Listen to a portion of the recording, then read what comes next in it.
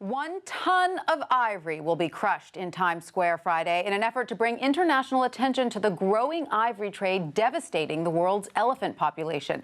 Attending the Ivory Crush will be the U.S. Secretary of the Interior, Sally Jewell, along with the Director of the U.S. Fish and Wildlife Service. And joining us now to discuss is John F. Calvelli, the Executive Vice President of Public Affairs for the Wildlife Conservation Society. John, thanks so much for being with us. What has led up to this crisis, despite the international trade ban on ivory? Well, the problem is that the international trade ban has created a situation where elephants that were killed prior to 1989 fundamentally are okay. But the animals that were killed after 1989, you cannot use their ivory. Now, here's the situation. You can't really tell the difference. It's really, really hard. So you have that situation where the legal market is masking an illegal market.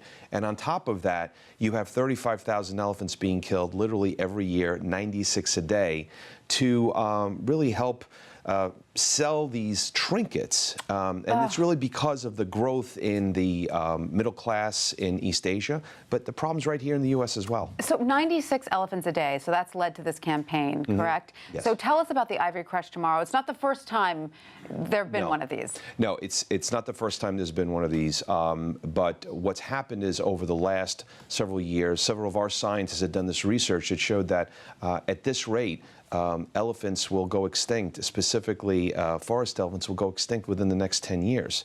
And you're talking about the death of literally hundreds of thousands of elephants. In 1980, there were 1.2 million. Now they're less than 500,000. This is so devastating. Now, the Obama administration is making movements to ban virtually all ivory sales, and some states have already done so. Who's leading the pack there? Well, as a New Yorker, it's kind of exciting to see New York taking the lead. And what we have done is we built this coalition called 96 Elephants, where we have 197 organizations in 45 states helping to raise awareness. So in New York and New Jersey, we were able to pass legislation last year, and now we're working in California on a bill aptly named AB 96. It seems crucial for people to understand that there is no such thing, or there should be no such thing as antique ivory on the market, because there are so many people who are good at forging it, correct? So what's happening is elephants are being killed now. Their ivory then is they use a coffee and they stain it to make it look antique. So researchers have found that probably up to 90% of the ivory being sold in Los Angeles right now is actually illegal. And we did work with the International Fund for Animal Welfare, and we found that on Craigslist right now, and on 28 of their 700 sites, we only looked at 28 of their sites here in the U.S., there's about $1.5 million of ivory being sold right now. This is really a problem because what we haven't had a chance to chat about really is who is doing the killing. And the killing is being done by groups like the Lord's Resistance Army, terrorist organizations. So fundamentally, we are helping to pay for terrorism in Africa. So not only are elephants dying, but it is funding terrorism.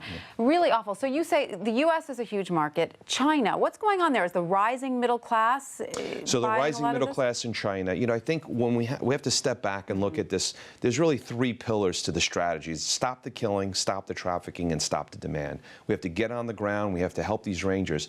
Every 3 days, a ranger is killed in Africa. I mean, that is just devastating. Stop the trafficking is really about the choke points where the tusks are getting out in places like Dar es Salaam and other places. And then stop the demand, which is really what this is all about. You know, we're at Times Square to tell a story, to help, you know. The crossroads of the world, right? The crossroads of the world. I mean, maybe the Roman Forum at some point could have played this role, but this is the crossroads of the world. This is the place where any day of the week you're going to find dozens of people from dozens of countries. So what we're trying to do is really raise that profile. And China's listening, and I think China has really been very thoughtful about it. And about 2 weeks ago, they announced that they're going to be working towards closing their ivory markets. Wonderful. So our work here, I mean, I think as an American, we really shouldn't be pointing our fingers at others when we have a problem here. Absolutely. Number one, but number two, we are doing something about it, and we're leading by example. Raising global awareness. John Calvelli, thank you so much for that. Thank you.